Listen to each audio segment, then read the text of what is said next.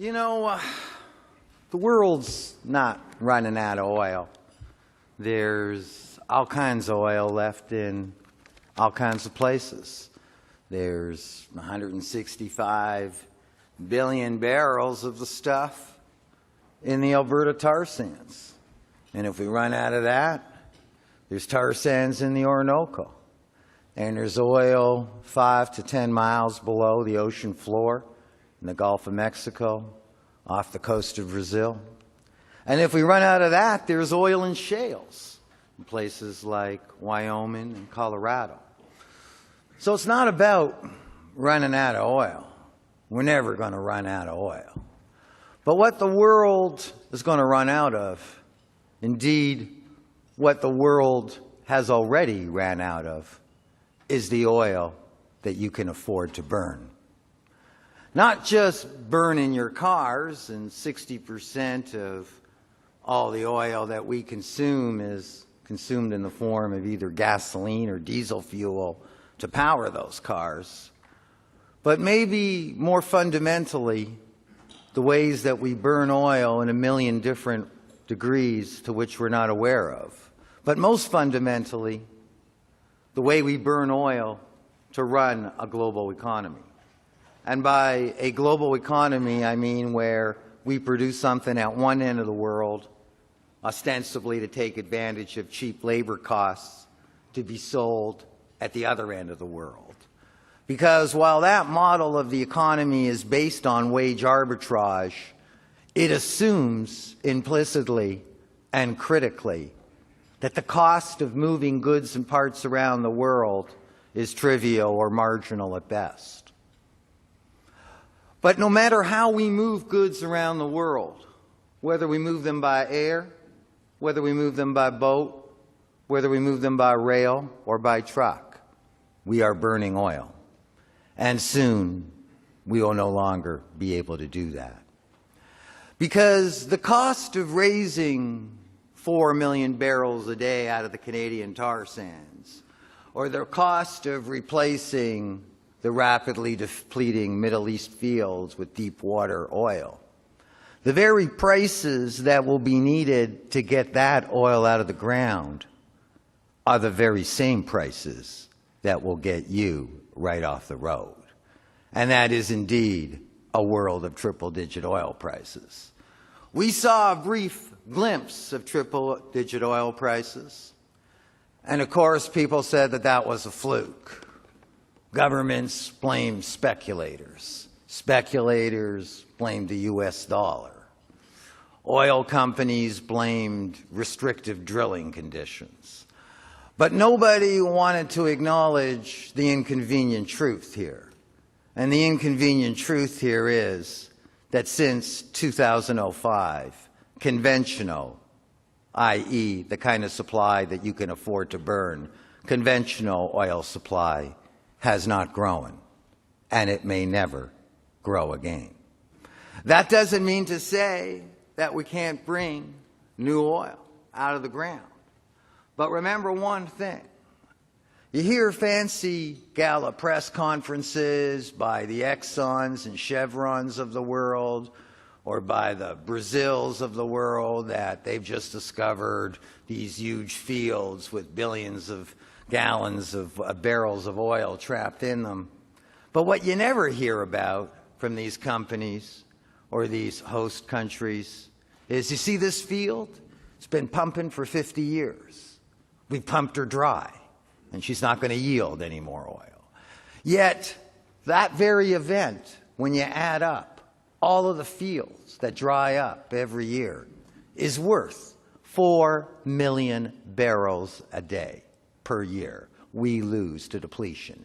Just to put that number in some kind of context for you, we consume about 85 to 86 million barrels a day. So depletion is basically running at 5 to 6%. What does that mean? Well, that means that in the next 5 years, we have to find 20 million barrels a day of new production just so that in 2014, we can consume the same 86 million barrels a day that we consume now. That leaves no allowance for any increase in world demand.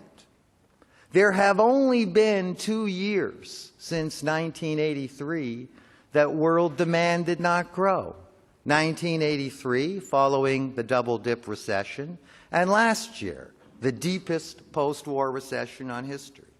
If we stay in recession, we have nothing to worry about. Oil demand will not grow for the next 4 to 5 years. But if we have an economic recovery of whatever shape, of whatever pace, we have a huge problem. Because it's not even clear that we'll be able to replace what we're about to lose, let alone make any net additions. And even if we are able to replace the roughly 20 million barrels a day that we will lose over the next 5 years to depletion, understand what we are losing and understand what we are replacing it with. What we are losing is the $3 a barrel cheap oil, the conventional stuff, the light Arab sweet crude that we've been pumping for the last 70 years. What we're going to replace it with is synthetic oil made out of Canadian oil sands. Look at the U.S. Department of Energy or the International Energy Agency, the two sort of official barrel counters, barrel predictors of the world. Look at where they're expecting the largest supply increases in the next 15 years. Not Saudi Arabia, not Russia, Canada. And of course, they're not talking conventional oil, they're talking synthetic oil. They're talking the Canadian oil sands from going from 1.2 million barrels a day to over 4 million barrels a day. It can be done. If Albertans want to turn an area the size of the state of Florida into one giant tailing pond, it can be done. But even if they're so inclined to make that choice, the economics of that is going to require $200 a barrel oil. And $200 a barrel oil is going to translate into $7 a gallon gasoline.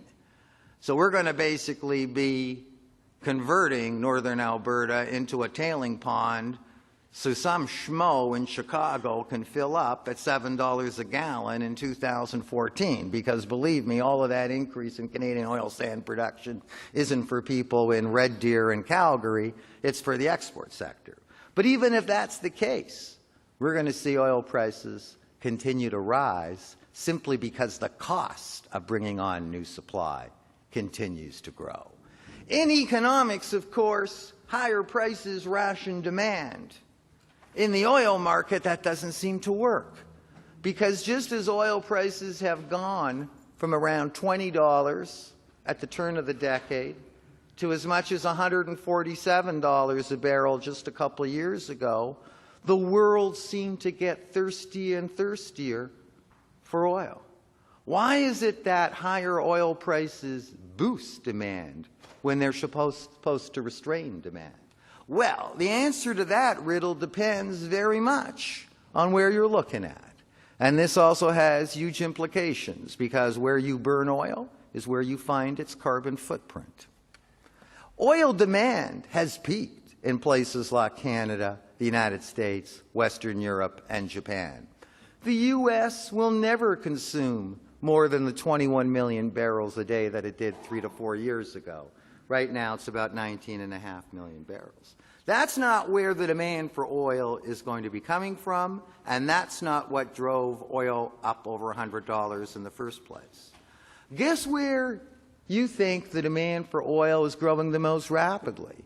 Probably most of the folk here would say China, and certainly China's one of the strongest. But I know a place where the demand for oil grows even faster than China. Last year, OPEC, Mexico, and Russia consumed 14 million barrels a day of oil, 2 Chinas. These countries also just happen to account for 65% of world oil production. These are the very countries where you've been told will supply you with your future oil needs.